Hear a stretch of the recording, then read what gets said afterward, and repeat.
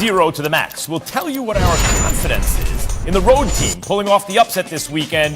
If it's 0, 50, or to the max, I'll kick things off with the rookie, Justin Fields, getting his first start in Cleveland. I'm at 0 confidence in this one. In other words, I'm very comfortable taking the Cleveland Browns to win. Rookie quarterback, bad offensive line, really bad offensive line, against a very good team that has played in the same system now for over a year and has had a lot of success. I like the Browns. Lou, what about Washington visiting Buffalo? Are you at 0, 50, or to the max? I'm at 50 for this one, Max, because look, I believe that Heineke can be someone at quarterback that, as you saw, against the New York Giants and how he led Washington back to victory in that game, that can really get hot and really go ahead and surprise some people as far as his ability to be efficient throwing the football. They can run the football as well as anyone in the NFL. If their defense can go ahead and pick up the pace, I think this very much has the potential for an upset. That was Louis Riddick. We still have Lou and Jeff Darlington with us. Jeff, what about the Chargers visiting the Chiefs? 0, 50, or to the max? Can LA pull off the upset? All right, this is not very nice of me, but I'm going to say 0, and it's probably not even fair because I would have said 0 last week as well, that the Ravens would beat the Chiefs, and look what happened there.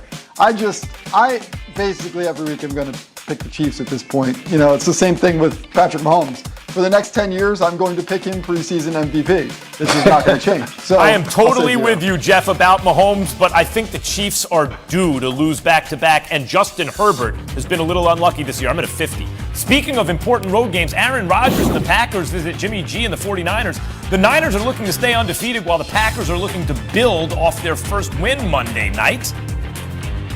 And while the stats for Aaron Rodgers against San Francisco have been Rodgers-like, including a 23-5 touchdown to interception ratio, his 5-6 record against the Niners is decidedly not Rodgers-like. He's 2-4 at San Francisco for his career, but he did win their last meeting during Week 9 of last season. Okay, back with Louis Riddick and Jeff Darlington.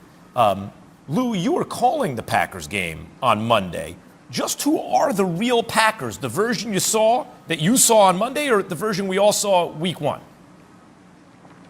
I think it depends which side of the ball you're talking about. I think the version that we saw of the offense on Monday night against the Detroit Lions is more of what I think you will see in the future, provided that they continue to run the football with a certain level of efficiency, and off of that, everything will flow. Because that's just the way that Matt LaFleur's offense is set up. That's the way Kyle Shanahan's offense is set up. That's the way Sean McVay's offense is set up. That's the way Mike Shanahan's offense was set up a long time ago. That's what these guys do. As long as that happens, as long as Aaron Jones is able to get going, whether it be within the run game or off of the short passing game in the screen game like he did against Detroit, everything's going to be fine for them. Aaron Rodgers is dialed in. I have no questions about that. It's the defense that's the question. It's the defense that'll be the question every single week. Because fundamentally, I just don't know if they have enough firepower up front in their front seven in particular to stop the run and or rush the passer with effectiveness and consistency. And in the secondary,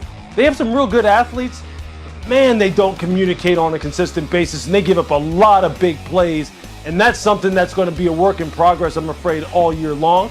And I think Aaron in this offense is going to have to carry the load probably for the majority of the regular season.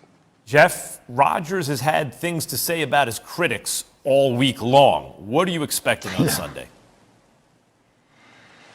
I don't necessarily subscribe to the belief that will impact the game at all in terms of the talk that Aaron Rodgers has with the criticism. I do continue to expect, just as I did this past week, Aaron Rodgers' greatness. I will never belittle or underestimate someone who has put together the type of resume that Aaron Rodgers has. So for me, it's exactly what Lou said. It's about the defense. The offense is going to be fine. We should have known that after that Saints game, despite what occurred there. It was going to take a second maybe for this team to get its legs under it. And I continue to expect that the Packers at the end of this season will be a team that we are talking about as a true playoff contender. So for now, it's about just keeping that record ahead. They played 3 bad halves of defense followed by a good half of defense, and then they won the game. And as far as Aaron Rodgers is concerned, Jeff, I'm with you. If the question is football, the answer is either Rodgers or Mahomes in terms of talented quarterbacks as far as I'm concerned. Should be an exciting week of the NFL, week 3 of the NFL, of course. Thanks, guys. Let's now bring in our Buccaneers reporter, Jenna Lane. Jenna, welcome. Thank you for coming on. So today is the 20th anniversary of Mo Lewis knocking Patriots starting quarterback Drew Bledsoe out of the game, the start of the Tom Brady era. And it's maybe fitting that Tom is talking today and responding to something that Alex Guerrero, his personal trainer, said about the end of his time in New England. What's your take on all of this? Yeah, Max, two things really stood out to me when I asked Brady about Alex's comments. The first was the words protective feelings. He said that there are a lot of people involved here who have very protective feelings about his time in New England. He wasn't just talking about Guerrero. He was also talking about his father, Tom Brady Sr., who also made some comments about the Patriots and the fact that, Tom just really views his time in New England. The second thing that really stood out to me, he views it with a lot of gratitude. He used that word more than once to talk about his time there. I know he's very focused on the present, though, so even though that game is next week, he is very much focused on the present and trying to do the very best he can for the team he's with right now. So we played Brady's response to your question about today's Boston Herald report, about the end of his time in New England. What was your so you kind of gave us your view on how he responded. Did anything surprise you? Nothing really surprised me, honestly, about his response. Tom's a pro, and I think he knew that it was coming, and he understands that the folks up in New England are already preparing for next week because, as I've been told, I've talked to a lot of the folks up there, they're treating this like it might be the sporting event of the century, with Brady coming back and with the chance for him to break the NFL passing record while he's up there. He's only 500 yards away from it. So I mentioned earlier the 20th anniversary of the start of the greatest football career of all time. What did he have to say about that today? Yeah, 20 years ago, Brady said he never imagined that his life would take him all the places that it's had. He never imagined in his wildest dreams that it would end up this way. And how are Brady and the Bucs viewing the matchup against Stafford and the undefeated Rams? The Rams gave him problems anyway, and now they have a quarterback that, McVay thought would make them much better, and they appear to be better. How do they view that matchup?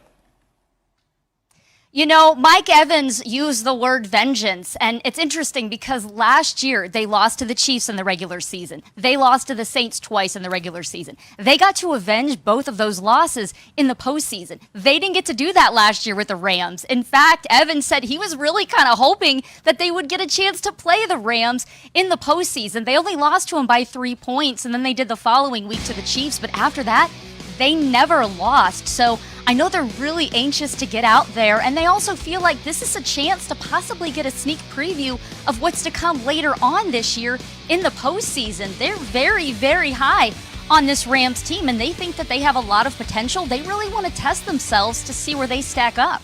Jenna, thank you very much. Brady and the Bucs taking on the Rams this Sunday at SoFi Stadium, site of Super Bowl 56.